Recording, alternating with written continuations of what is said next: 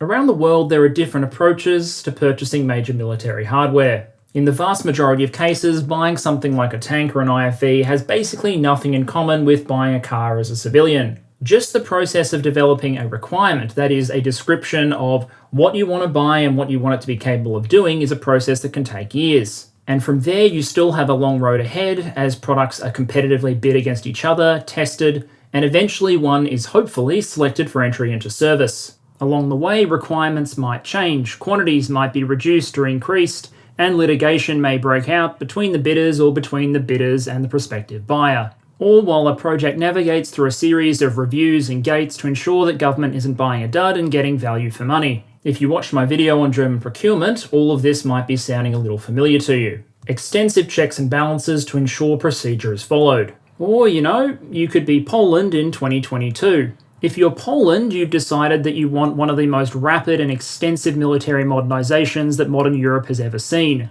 And so, as the world looked on, Poland sent its buying agents overseas, to America, and importantly, to South Korea. The results were rapidly placed orders for a tank fleet of modern MBTs larger than that of Germany, France, and the UK combined, as well as enough supporting rocket and tube artillery to level several major cities. Combined with orders for or deliveries of American AH-64 attack helicopters, F-35 jets, and indeed M1 Abrams tanks, and on paper it certainly looked like the Poles were planning on building one of the most powerful combined arms forces in Europe.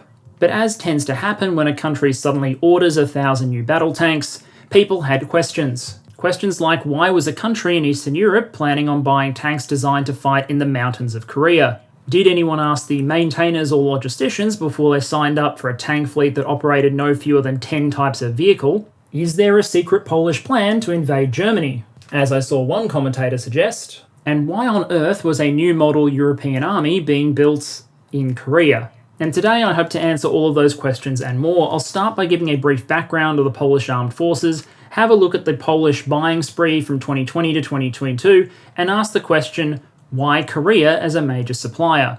In answering that question, we're going to look at one of the most high-profile purchases Poland has made, the purchase of the K2 MBT from South Korea. And because I'm not an expert on the fighting qualities of any particular MBT, I've invited back the Chieftain, Nicholas Morin, to basically answer the question, what is so special about the K2 that Poland wants to buy it, despite already operating a fleet that includes both Leopard and Abrams? Having done that, we'll pivot and we'll look at Korea's arms export strategy and finally hone in on what I believe is Poland and Korea's grand plan to conquer Europe, or at least a significant segment of its arms sales. But before we jump into it, because I've got the Chieftain back on the channel and we're talking about tank purchases today, I thought it was only appropriate to invite today's sponsor, World of Tanks. World of Tanks is a free-to-play online game that lets you take control of one of more than 600 historically accurate armoured vehicles. These include heavy, medium, light tanks, tank destroyers, and if you have no honour, you can play artillery. Any footage purporting to show me shelling players from half a map away is a complete fabrication. Now in World of Tanks you can drive some historical greats, like Tiger or Sherman. Or if you're like me, you'll drive this failure of British World War II tank design, the TOG II.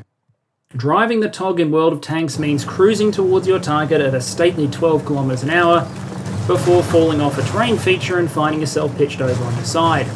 It means watching your friends and colleagues hide behind your burning wreck because your 80-ton land ship has less effective armoured thickness than many medium tanks. But here's the thing, driving the TOG in World of Tanks is fun. For every world-beating tank out there that's designed, there are a dozen more that, don't quite get it right. And there's something special about seeing your teammates hiding in their KVs and Tigers, only for you to lead the way with this thing. By including such a wide array of vehicles, from the TOG to French light tanks that look like they belong on a racetrack, the game guarantees that you're going to need to learn multiple different tactics, adapting to your vehicle and the composition of the enemy team. If you're interested, there is an invite code for new players down below in the description that'll give you access to the Matilda Black Prince, which is a much better tank than the TOG, as well as a number of other benefits, so go ahead and check it out. So to help explain Poland's sudden buying spree, I thought I'd give a little bit of background on the Polish military. Because without context, neighbours can get a little bit nervous when a country starts building up a massive fleet of modern armour. In terms of its equipment, and to a lesser extent its structure, the Polish military still bears the after effects of its membership in the Warsaw Pact. You'll recall from a previous episode that at the start of the Second World War in Europe, the Polish Republic was overrun by a joint invasion by the Germans and the Soviet Union. Obviously, the friendship between those two powers didn't last, and by 1945, it was the Soviets that were left standing and in control of Polish territory. They would install a communist government in Warsaw, and the Polish People's Army would spend most of the Cold War being a critical component of the Eastern Bloc's fighting strength. Because neither history nor geography liked to give Poland a break, it was basically destined to be destroyed if World War III ever broke out, being targeted by a significant number of planned Western nuclear strikes in the event the Cold War went hot, mostly because of the sheer number of Warsaw Pact units that would be travelling through its territory or permanently based there. I once spoke to an American veteran of the era who remarked that it was a great injustice that if the Russians got aggressive, the planned response was to nuke the Germans and the Poles. But in terms of size at least, the Polish People's Army was on paper a significant fighting force on its own merits, based largely around what we would recognise as standard Warsaw Pact kit, so T-55, T-72 tanks for example, mixed in with a number of domestic designs or licensed production. Like the Czechs, the Poles would develop a significant domestic arms base. The tank plants near Gliwice would first produce T-55 and later T-72 M1. Meaning that the Polish government after the fall of communism at the very least inherited the industrial ability to maintain and manufacture armoured vehicles. The fact that Poland inherited a significant amount of Warsaw Pact kit as well as an industrial base capable of maintaining and replacing it, as well as, shall we say, harsh economic circumstances during the 1990s, meant that even though Poland would join NATO, the military would continue to operate a hodgepodge combination of old Warsaw Pact kit, new-build Polish equipment with Warsaw Pact DNA, and newly imported Western equipment. In the air, modern F-16s would fly alongside Su-22s and MiG-29s. On the ground, different classes of Leopard would operate alongside T-72s, Poland's domestic PT-91, and the American Abrams. The air defense system likewise would include both modern American imports and upgraded Warsaw Pact-era kit. While this sort of scheme does seem custom designed to cause the maximum number of suicidal thoughts amongst Polish maintainers, the fact is the money and industrial capacity just wasn't there to overhaul and replace all of the Polish military's equipment. And for reasons that may or may not be linked to the fact that Poland has historically been repeatedly invaded by its neighbours, the government wasn't willing to downsize the military and simply retire all the old hardware, especially when some of it, like MiG-29 or PT-91, were relatively capable platforms. And so the Polish military of 2021, and note I say 2021, which means all these figures are now out of date, was a relatively large and heavy force by European standards. More than 800 battle tanks, 1,600 IFVs, 394 self-propelled guns, nearly 180 multiple launch rocket systems, and 84 fighters, including both F-16 and MiG-29. Compared to the major European powers, the military wasn't that large in terms of active personnel, and it was certainly far less well funded than, for example, the British Army. But what it did have was a very large stock of armoured vehicles that aligned very closely with its purpose. If you're interested in Polish strategic thinking or modernisation plans, there are a number of relevant government documents which I'll try to link in the description, but here are the basics. Militaries are built for different purposes. The British Army, for example, is optimised pretty well for expeditionary operations, cooperating with the Royal Navy to go overseas and protect Britain's interests around the world. If an invading army is marching through Trafalgar Square, then someone in the Royal Navy and the Royal Air Force monumentally screwed up, so repelling such an invasion isn't exactly at the top of the British Army's to-do list. Poland lacks a natural moat. In fact, it lacks defensive terrain features in general. It's a land-based European power, and so it's built a continental land army with the primary focus being armoured warfare and defence on the European continent. Its best and heaviest capabilities tend to be concentrated in formations like the 18th Mechanised Division, which guards the approaches to Warsaw from the east. So if, for example, you would like to travel from Belarus to lovely Warszawa without an invitation, you'll have to go through some of the best the Polish army has. Now you might be listening to that thinking, wait a minute, Poland is a member of NATO, surely they can just rely on the alliance with the Americans, the Brits, the French, the Italians, the Greeks, the Turks, all of them to come in and dogpile any aggression and drive any invader out of Poland. And indeed, NATO membership is a key part of Polish security strategy, but there's a bit of a kicker there. For all their technological advantages, America has not yet mastered teleportation. In even the most optimistic scenarios, it would take a significant amount of time for NATO to gather large forces in order to repel, for example, a major invasion from an unknown country to the east of Poland. And as far as Polish strategic thinking seems to go, it would be really handy if by the time NATO forces arrived, the invader was being held at the Polish border as opposed to in the Polish interior with fighting on the streets of Warsaw. Add to that the fact that Poland has historically been keen to show it is a major contributor to NATO operations, and you have a country that spends more than the targeted 2% of GDP on defence and seems to be relatively serious about the quality of its armed forces. But much of Poland's equipment is getting old, potentially no longer fit for purpose, and in modernising, Poland faces some competing pressures. From a military perspective, it would obviously like quality equipment, and it would like it sooner rather than later. Given their strategic position, they're probably not interested in the best vehicle in the world if it's going to take until 2040 to arrive. But military utility needs to be weighed against cost. Poland is still not a rich country. The economy has grown significantly and GDP per capita has roughly tripled in the last 2 decades, but that still leaves it as a middle-income country with a GDP per capita of about $18,000 per year in 2021. This is not a country that can afford to spend like it's the US DoD. And then there are considerations that are very close to my heart: the defence industrial base strategy for the country and the question of security partners. The country that you pick to supply your military equipment, well, that's a significant choice. You really want that country to be reliable, because if they ever cut you off from spare parts further down the line or prevent you from transferring your equipment in a moment of crisis,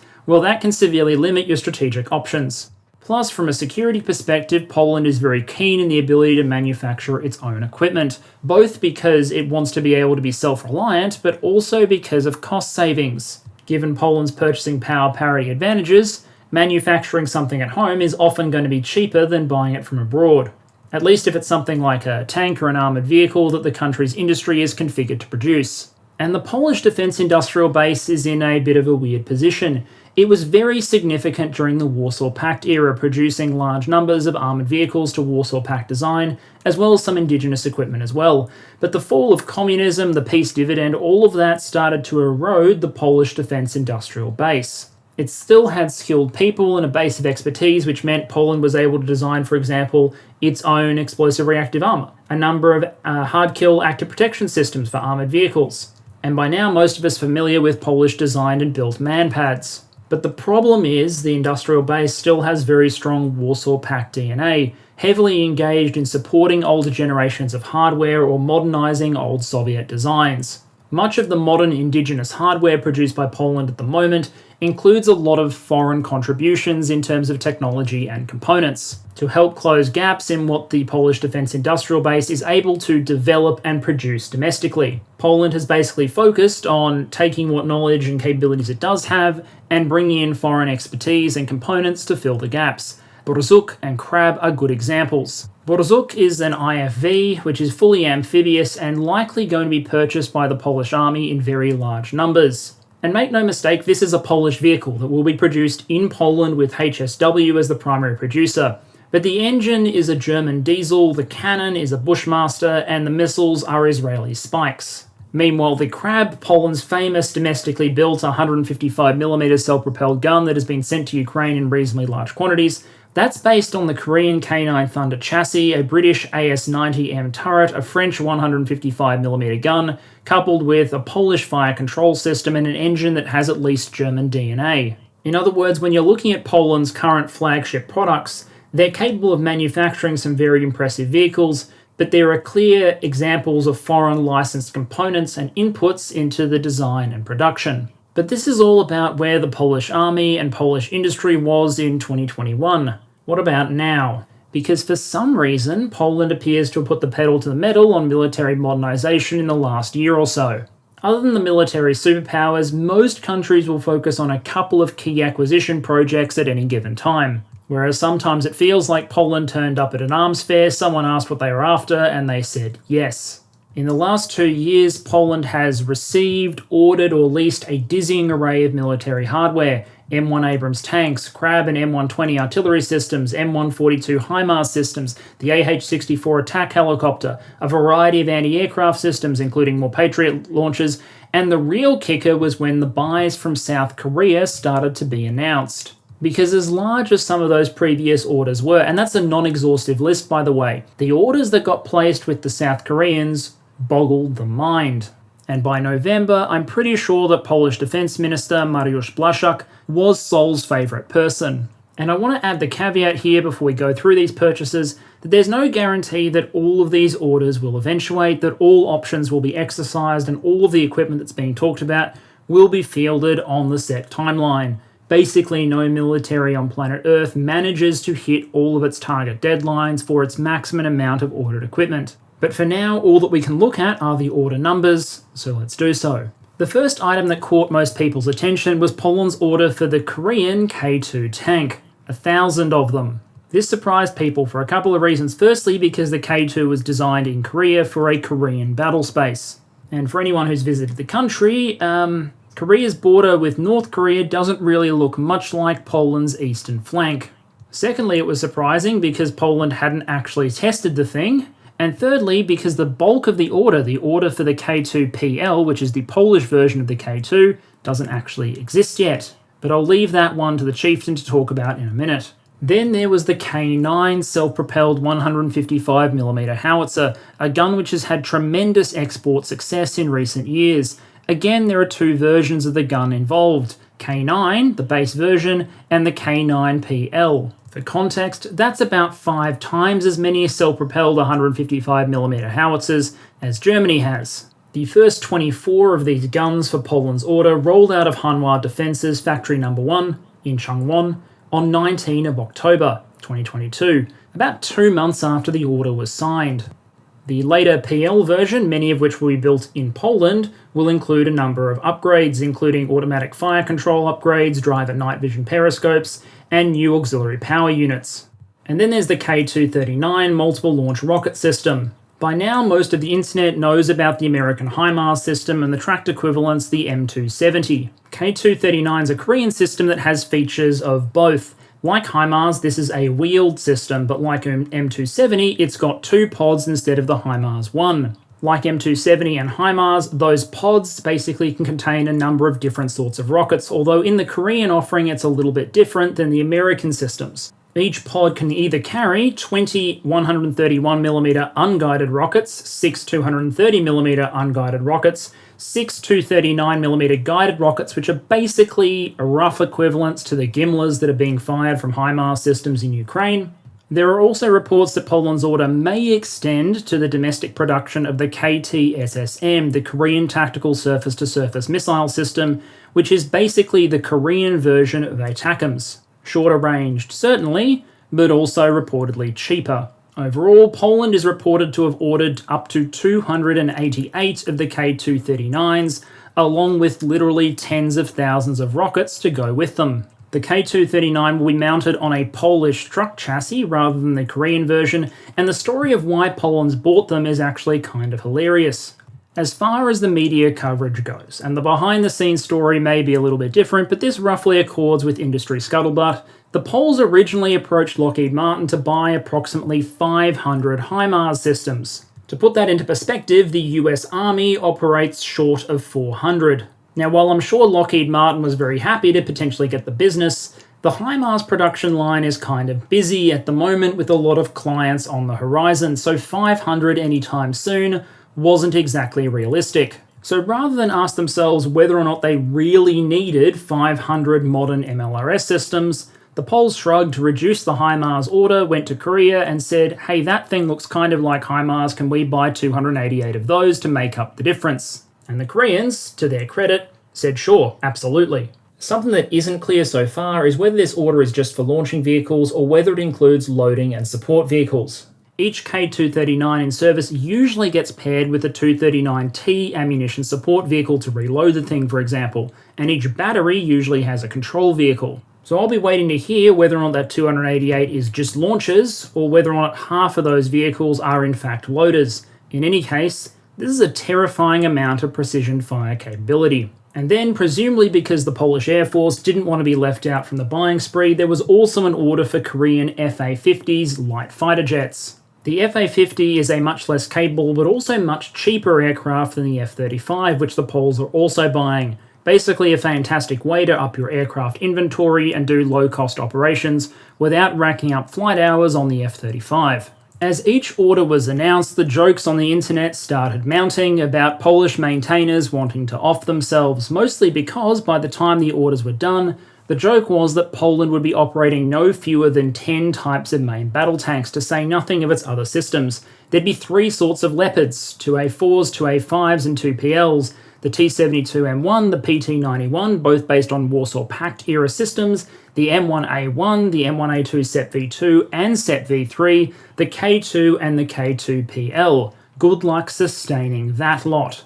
And while I'll come to this point around fleet diversity later on, the joke as it is certainly raises 2 legitimate questions. Firstly, how on earth are the Poles planning on affording all of this? And secondly, why would you take a fleet which already includes a large amount of German and American hardware and decide to introduce thousands of new Korean vehicles? The first question around affordability probably has 3 distinct answers. The first is that Poland is embracing, or appears to be embracing, the idea of divesting to invest. It's unlikely the Polish tank fleet in the long run is actually going to operate 10 types. The Warsaw Pact kit, for one, is probably on the way out, at least when you're looking at the armoured force. The T-72s keep ending up on trains heading east for, let's call it retirement. PT-91 is likely also on borrowed time, although I haven't heard that confirmed by Polish defence experts. Looking at Polish force design and unit structure coupled with the sheer number of new vehicles ordered suggests there's probably not much room left in the battle order for PT-91 in the long run. Divesting it would basically mean the army no longer has to maintain anything from the old T-72 family, and there are savings accordingly. Coupled with the fact that Poland intends to upgrade many of its Abrams and Leopards and K2s to eventually fit mostly the same standards to reduce the number of types, and you've got a recipe for savings. This idea of divesting to invest isn't a new one. The United States Air Force, for example, is always pushing this idea. They want to retire existing aircraft, for example the A-10, in order to free up room in the budget to invest in the design, production, and introductory into service of new aircraft, which, because they have newer airframes, have lower maintenance costs, all else being equal. Now, I don't want to go down a rabbit hole of talking about how defence budgets work in different countries, but there are risks associated with this strategy if you're a defence department, but it does seem to be central to what Poland is trying to do. They're getting rid of the old stuff so they don't have to maintain it, and that frees up money in the budget to buy new stuff. The second point is that there are reasons that Poland can, generally speaking, do more with less when it comes to defence spending. 2 key elements here. The first is purchasing power parity advantages, which we've talked about before.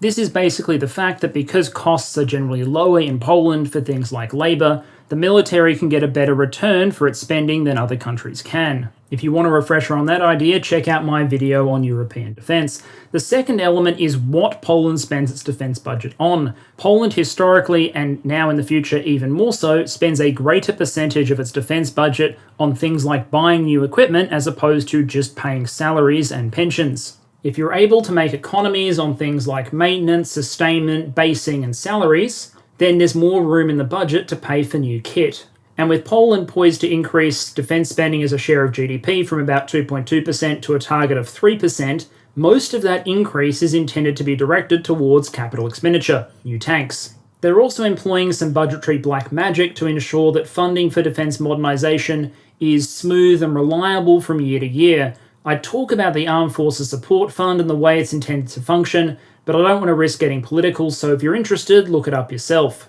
Plus, I'm also not sure how many of my viewers actually want to hear me spend 15 minutes talking about the variety of funding mechanisms or budgetary structures you can use in order to support military capital spending. You're all very patient people, but I imagine even you have limits. But here's the key point. Even with all the budgetary black magic and PPP advantages that Poland can muster, this is going to be a very expensive process, especially if they sustain it out to the 2030s and actually affect delivery of all of these ordered systems. It's going to be a significant stretch for Poland. This is a country where borrowing costs are significant. Government debt to GDP ratio is low compared to many other nations, but the cost of debt is also relatively high. Military spending isn't free, it comes with trade-offs. Every tank that you purchase is more debt taken on by the country or less funding for things like schools and hospitals. Defence spending is obviously essential for national security to some extent, but make no mistake, the sort of order scheme that Poland is putting in place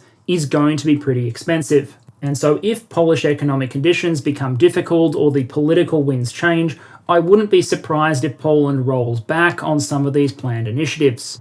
But for now, let's assume it's all going to happen. Let's assume that Poland really is getting 1,000 Korean tanks and almost 1,000 artillery pieces and rocket launchers. Let's return instead to that critical question. Why on earth is a country in Eastern Europe that neighbours one of the major European armoured vehicle manufacturers, Germany, buying tanks from Korea? Because this is a dizzying order book of tanks, artillery systems and aircraft from a supplier that is physically very far removed from Europe. The defence industrial base in South Korea is configured first and foremost to design and manufacture equipment to protect South Korea, which means it's configured for a Korean environment. Think less Eastern European plain and more Korean mountain ranges. Plus there are the logistical costs of moving equipment and supplies from Korea all the way to Eastern Europe, and the fact that Poland already has an incumbent force of Abrams and Leopard. So what is it about these Korean superweapons that makes them so appealing?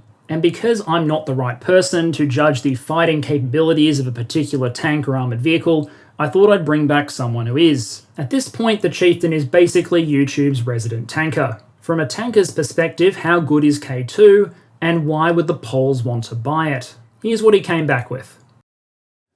Right, Polish acquisition in the K2. Obviously, I didn't scare off so many people that Perun didn't ask me back, but don't worry, I'm not going to rabbit on for as long as I did on BDAR. There are two parts to this. Firstly, the question how good the K2 is, and then secondly, why Poland might want them. Obviously, they're going with both M1s and K2s.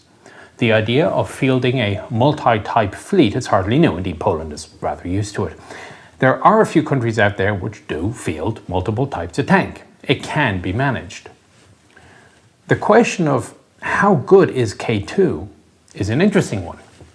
Nobody knows really, except the Koreans and maybe a few others scattered around the world. It's not as if Hyundai Rotem has invited me to go check it out. It's almost impossible to find information not found in the sales brochure or the marketing blurbs, which is a bit of a problem for me, as you may have noticed from the BDAR talk. I like to use sourced information if possible.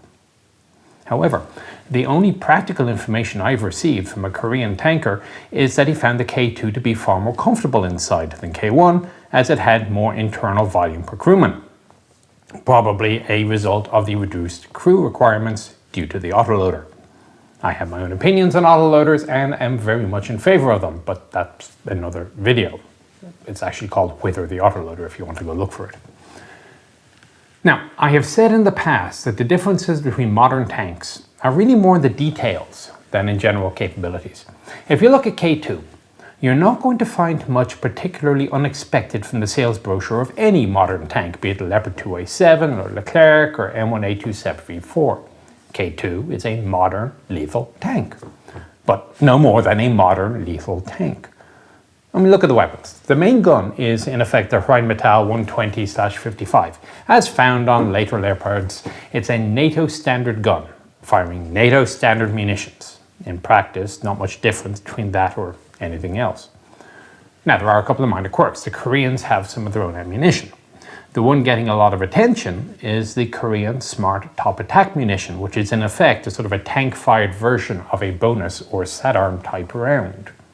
Fire in the general direction of the enemy, it deploys a parachute, seeks out an armoured target, and fires an explosively formed projectile into it.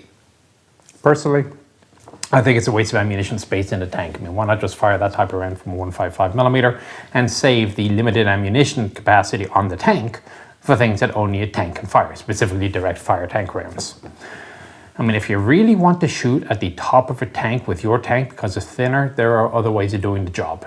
and I wouldn't be surprised if the engineers start pulling the test reports for the XM943 staff round, for example, or MRM or whatever. Integration with special ammunition types should be a standard for most any modern tank. The M1A2 SIPRI V4 is designed to be compatible with the coming sensor-fused AMP round, and Leopard 2 A7s have a similar capability. Israeli tanks have had APAM for years. The fire control system on K2 is similarly capable. Thermal imagers, both for the commander and gunner, with all the latest and greatest in zoom capability and clarity, I have no doubt. Is the image better than that of anything else out there? I have no clue, but I suspect it's good enough. Other features seem to include auto tracking and, most interestingly, a targeting radar system, which may help with ranging to obscure targets if nothing else.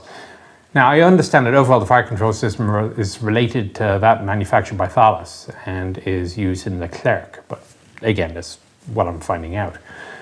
But again, realistically though, is there a practical difference on the ground? I mean, at expected combat ranges, is the K2 going to hit and kill things which can't be hit and killed by the latest M1 or Leopard? I suspect not.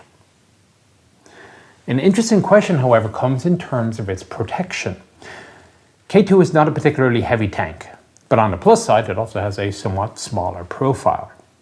The defensive suite is pretty much a customer option list, and depending on how it's configured, you'll see that the K2's turret looks different, particularly when it comes to sensors and active protection. One of the problems with adding systems to a tank after it has been designed is that normally it's not a very efficient process. So sticking trophy on top of an Abrams adds a couple of tons to the weight, not least because some ballast needs to be added to balance out the turret. It's dead weight in effect. K2, being designed with various defense systems in mind, may be more efficient. But weight, however, is still a factor, and it seems to be one reason why the tank has been selected for service alongside the American M1. Now, according to Damian Radka of the Polish community, and you'll find him online easily enough, the two vehicles are not considered to be equal in function in the same manner that, say, the Swedes considered STRV-103 and Centurion to be.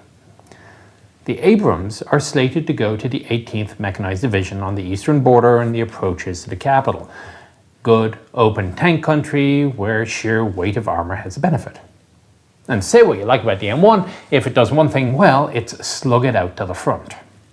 In order to keep the infantry safe alongside, the Poles are looking at equipping the 18th with a heavier IFV, such as Redback. The K2s, however, are initially being fielded to the 16th Mech in the northeast, where the terrain is less open and there are more watercourses, and the domestic amphibious Borsuk is to be used as the IFV. Note that K2 was designed with snorkel deep water fording capabilities in mind. However, there are other tanks lighter than M1s which could be used. In fact, basically every other tank in the world is lighter than the M1. So why on earth did Poland decide to go all in on the K2? Most normal countries will conduct trials before buying a new AFV, let alone buying hundreds of the things. Compare the Polish selection of K2 with what's going on just north, in Norway. K2 has been undergoing comparative trials against Leopard 2 A7 for pretty much a year now, with a winner soon to be announced.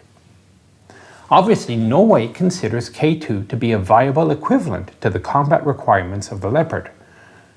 Yet Poland has not really given any consideration to upgrading its Leopard 2s, and has basically selected K2 on the basis, apparently, of a couple of visits by personnel to Korea. In the meantime, I'll just again observe that for a much smaller procurement order, the Norwegians have been testing for most of a year. The Poles have not. Now, whilst very unusual, the selection of K2 without trial is not entirely without merit. The K2 is in active service and has been for a few years. Most of the bugs will probably have been worked out by Korea by now. The success of the K9 artillery piece on the export market also provides evidence that the Koreans can make capable, reliable, modern military tracked hardware. And as I'll say, a modern tank is a modern tank. Now, whether K2 is specifically better than Leopard 2 or Leclerc or whatever, it's a pretty good assumption that Poland isn't getting a bad tank. It's getting one which will do the job. What's far more astonishing, however, is that Poland has also announced an intention to buy about 800 K2PLs. This vehicle hasn't been built yet, not even as a prototype. There are a couple of scale models and 3D renderings of a vehicle, which seems to have less in common with the base K2 than a Challenger 1 has with Chieftain. This has an elongated hull with an extra road wheel, reconfigured interior to include supposedly fully compartmentalized ammunition stowage, leading to the implication that the 24 rounds not in K2's autoloader is not compartmentalized, much as it is the situation with Leopard 2. They've moved the driver, and the turret seems bigger. I am at something of a loss to think of any tank selected straight from the drawing board since Churchill. Although I guess Arjun and Altai may count. Not that those two vehicles are shining examples of vehicle design and procurement, and I think their introduction to service was really more a matter of national politics. Now, again, it's not an entirely unmitigated risk. It's based heavily on the known K2 components, but then again, Ajax was similarly based on known Asgard components, and that is hitting its own set of development issues. If I had to put a guess on it, I'd say technology transfer. The Koreans are willing to sell not only complete tanks, but also the technology to build them. I mentioned Altai earlier. The Koreans were in effect the savior of the program by exporting various K2 components. Poland wants to be able to build its own vehicles, which is not an entirely unreasonable position. Now, I'm hearing that KMW has been fairly notorious on keeping its production capabilities proprietary, to the point that even end users who own their tanks are not allowed to modify those tanks without KMW's permission and involvement. So I wouldn't be surprised if Leopard production was a non-starter.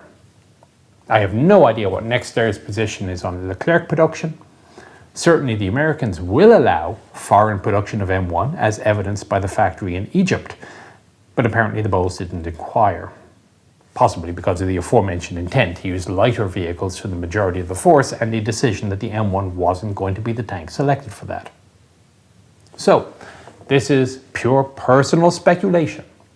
But were I to place a bet, the reason the Poles picked K2 was simply because it was a good enough tank which the manufacturer is willing to allow the technology transfer for domestic production. Again, opinion worth what you paid for it. Yet again, I shall return you to Perun and the best orange and black military PowerPoints that you can find on YouTube. Take care. And with those last critical words there, technology transfer, the Chieftain has landed you all in my trap, because it seems to be that a significant part of the decision to purchase K2 and the other Korean hardware wasn't actually about the core fighting capabilities of the vehicles, although no doubt those are very good. It's about the industrial dimension and technology transfer, which means it's time to head back into my domain, defense economics, because Poland's not just trying to build an armoured force, it's trying to build an industry. And the first thing to say here is that Poland's concern with technology transfer isn't just speculation, as the Chieftain put it, it's something that's a matter of record. In 2021, for example, Borsuk was being interviewed after the announcement that Abrams would be entering the Polish forces, and the interviewer asked whether or not Polish industry should be concerned about the decision to adopt an American vehicle. And in response to that question, Borsuk said the following: "We're considering the procurement of machines built by Polish industry or within the frame of international cooperation."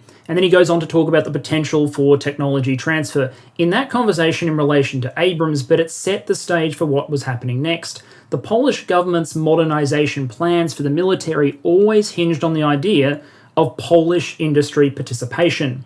And if you read between the lines of Polish technical modernisation plans and planned reforms in armaments agencies, procurements and funding processes, you can kind of see an intention to push Polish industry there too. So Poland clearly wants to be able to build a homegrown capability. Why does that make the Koreans the natural partner? Because hypothetically, for example, there's no reason the Poles couldn't partner up with the Germans or the French or the British or the Americans. What makes the Koreans the obvious choice? And before someone makes a World War II joke, no, it's probably got something to do with the core tenets of Korean export strategy. Because arms exports from the Republic of Korea have been expanding at a prodigious rate, and this is something their government has been trying to push particularly hard. Between 2001 and 2005, for example, in terms of SIPRI trend indicator value, there was about $507 million worth of exports. Between 2017 and 21, it was $3.8 billion. And in 2022, in modern nominal US dollar values,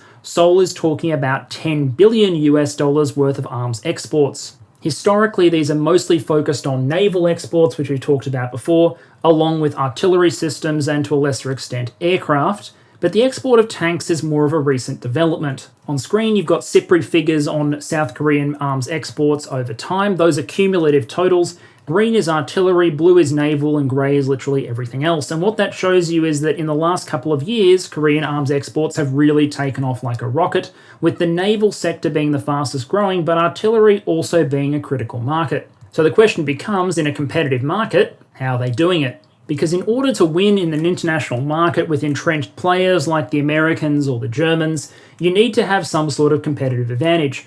Korea's got a couple. It's generally a slightly lower cost jurisdiction than many European countries, but so does Poland. It has a captive domestic market, which provides some sort of scale and demand for its products. This basically explains why it's able to develop hardware to then sell abroad. Because of the costs involved in designing and producing it, K2 is famously one of the more expensive tanks in the world. But the South Korean government was committed to having a modern Korean tank, and so were willing to carry the cost of making sure it got fielded. When your domestic government is willing to do that, it guarantees that you're going to have a base of demand for your product, so you end up with something to sell abroad. Korea's also got a relatively wide industrial base, including a lot of relevant heavy industries, particularly when you talk about the naval sector, but it's not a defense superpower, but a growing one. But if you look at that list, it's not exactly overwhelming. The Germans, for example, have an advantage of proximity, and there being a very large Leopard fleet out there already. It's hard to be cost competitive when you're halfway around the world and your competitor is literally next to the country you're planning on supplying. But what makes the Korean firms different in a general sense, as well as a willingness to accept some very tight margins, is a willingness to come to the table on technology transfer and joint ventures. And in that area, they're playing to their strengths. Because the Korean military and Korean industry is very familiar with operating a heavy army that is based around artillery and armour. The ROK Armed Forces operate a massive park of artillery that puts basically every European arsenal to shame, and is actually comparable to that of countries like Russia. There are more than 2,000 155mm self-propelled guns, 3,500 plus towed guns, a majority of which are 155s, north of 300 multiple launch rocket systems, and 2,200 plus main battle tanks.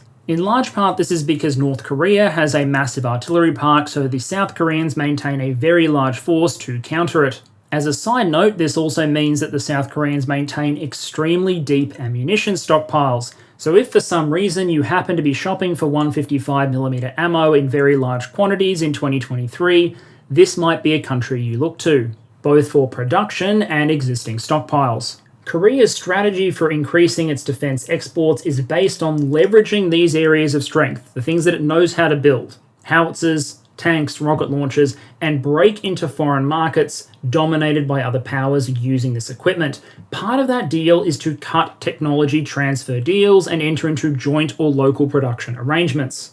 Basically, whereas another country will try and sell you a tank, the Koreans will sell you the tank and the technology, know-how, and equipment to produce that tank in your country as well. They may then offer to work with you on further developments to that vehicle, and also the possibility of selling vehicles manufactured at your joint facility to other countries around the world. And in order to do so, they're willing to move heaven and earth to make it happen, even if that means disadvantaging or delaying deliveries to their own military. Generally speaking, most governments won't tolerate their domestic manufacturers prioritizing foreign buyers. The US probably isn't going to sign off on a foreign sale of equipment if it's going to delay the delivery of stuff critically needed by American forces. But in the case of the South Koreans, the government might be willing to wait in order to guarantee that firms are able to secure foreign contracts. It all contributes to what you might call the Korean model for breaking into another market, which operates in a couple of distinct stages. Or at least it does in the case of the Poland example, so let's look at that now. In the first stage, you're sold ready-produced equipment that's been manufactured in Korea. In Poland's case, this includes the 180 K2 tanks and the 212 K9A1 howitzers. Both sides, generally speaking, get something out of this arrangement. Poland gets an answer to its immediate needs. It gets tanks and howitzers sooner rather than later. They don't have to wait for a new factory to get set up, they get supplied from the existing facilities in Korea. The Poles also get a lot of support with training and sustainment in the short term. I've seen a lot of hot takes on the internet suggesting that Poland is essentially being ripped off. And the way people conclude this is they look at the total value of the contract with Korea, the total number of tanks being supplied, and conclude that the tanks cost an absolute fortune and that Poland, that must be some corruption involved or something. The reality is a little bit different, and it's why comparing contracts is just a nightmare. Poland's not just getting the tanks, they're getting the ability to have the Koreans train their crews, they're getting sustainment, spare parts, and all the things that go along with enabling you to operate a K2 tank fleet. I'm sure the Koreans would offer the tanks a lot cheaper if it was just the tank, but then Poland would kind of be in a hard place the moment one of them broke. Basically, buying equipment from overseas enables you to go through the training wheel stage of deploying a new piece of equipment. Someone else is helping with sustainment, someone else is helping with training, and someone else is doing the production for you.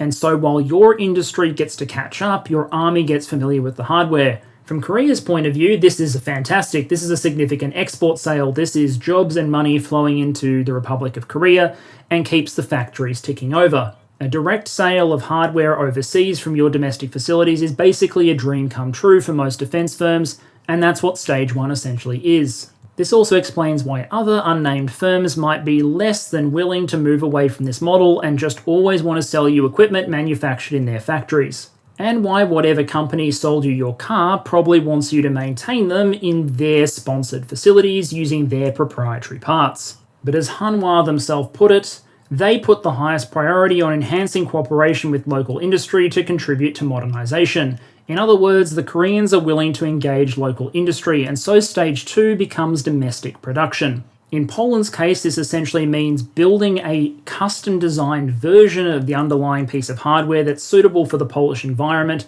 and beginning to produce that piece of equipment in Poland. So those 820 K2PLs or nearly 500 K9PLs that are slated for manufacture from 2026 onwards, many of those are slated to be manufactured in Poland itself. And a lot of the cost in the agreement that Poland is signing is going to be there to reflect that, the transfer of knowledge, of machine tooling, of production techniques required to manufacture these vehicles. As skilled as staff might be, a factory which is configured to produce T72 or PT91 can't just turn around and retool for K2PL. They're going to require technical assistance and training from their Korean counterparts in order to make that happen. Now, some companies won't want to do this because you're essentially training up a foreign workforce that may in the future become a competitor. But if you're willing to do it, well then all of a sudden your offer becomes much more attractive. I mean, the attraction for Poland is obvious. They get a design that is optimized for Polish requirements, so the K2PL is presumably more closely aligned with what they want than the base K2, which was designed for Korea. They also get a domestic manufacturing base which is producing modern tanks, modern SPGs, modern MLRS, etc. It's a planned scheme of technology transfer that's designed to overhaul the capacity of Polish industry so that it's no longer producing post-Warsaw Pact designs but is instead producing modern Western-style MBTs.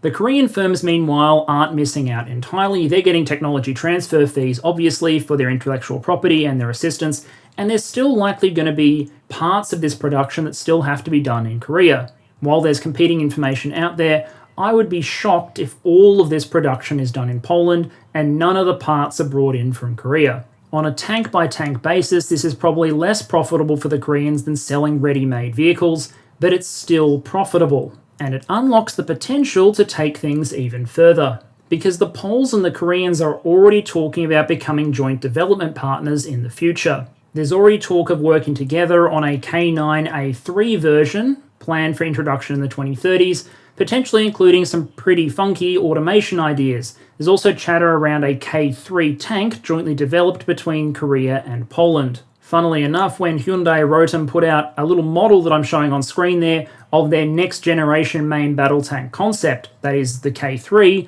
it bears more than a passing resemblance to something called the PL-01, which was a Polish next generation tank concept some time ago.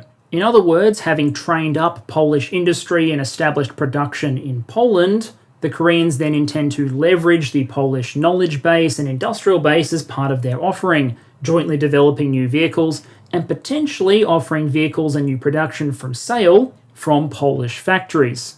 Now obviously history is full of failed joint developments, to be fair. MBT-70 comes to mind, but there's also a reason they're commonly pursued. It allows parties to split costs, leverage their respective capabilities, and in this case, site an industrial base in two separate centres, Korea and Poland. And that makes me and some other analysts wonder whether or not there isn't a larger target here. The Koreans are willing to train up Polish industry, they're willing to prioritise deliveries to Europe over those to their own military, and they're willing to operate at low margins. And that makes me think there might be a larger target in mind. Because capturing the Polish market is great, but capturing the European or the Middle Eastern markets, now that would be better. And to be clear, this is where in the presentation we move from known facts and announcements towards what is just my analysis. But as I see it, Europe is a major home of global defence spending. You've got a concentration of wealthy economies that, for various reasons, have suddenly decided that they probably need to rearm themselves. After decades of peace dividend and suppressed defence budgets, there's a lot of ageing platforms out there that might need to be replaced, which means there's a sense of opportunity in the air for foreign marketers. And beyond the European market itself, once you have production facilities in Europe, there are other markets nearby that you can probably more readily target. But breaking into the European market is difficult. You've got governments there committed to defending domestic firms in some of the major powers. You've got some very large major global defence firms headquartered or based there with significant scale and technology advantages. And of course, you have the advantage that comes from being within the EU and NATO in terms of competing within the EU and NATO. It's a lot easier to compete for contracts within the EU if you're a company based within the EU, which is a problem for Korea because they're not. Poland, however, very much is. This is important because the European market really is dominated primarily by, surprise, surprise, European firms, with some significant American and Israeli penetration in key system areas. There are countries with a focus on indigenous production, for example, that do look to the US. I use France as an example here. The US is the largest foreign supplier of military equipment and hardware to France. But it's a relative pittance, 438 million SIPRI TIV over 20 years. And if you look at Poland's historical suppliers, the US is at the top, but the next three, Germany, Finland, and Italy, are all pretty close to home. If you want to break into this market and you don't have the unique offering that some of the American firms do, like F-35, well then it helps to be a European firm. One way to illustrate this is to look at the way European tank fleets, for example, have evolved over time.